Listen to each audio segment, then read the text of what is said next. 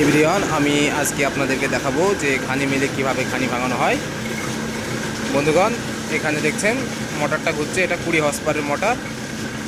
এই মোটরে এই মিলের সমস্ত মেশিনগুলো একসঙ্গে চলে।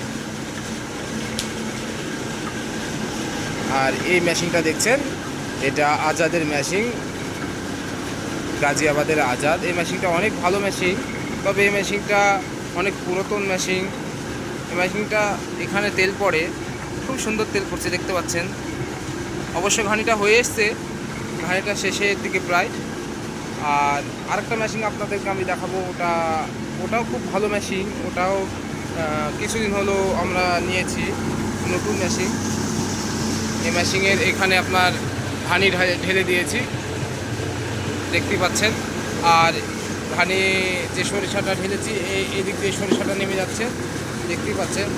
আর সরিষাটার দিক দিয়ে নেমে গিয়ে দেখেন এখানে তেলটা বেরোচ্ছে। তেলটা দেখুন, বালতিটা নড়ে এসছে, আমাকে এখনই পরিবর্তন করতে হবে, নাহলে বালতির তেলটা পড়ে যাবে।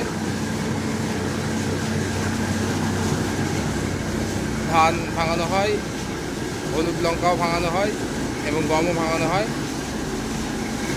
এবং পাইকারি এবং খুচরো তেল বিক্রিও করা হয়।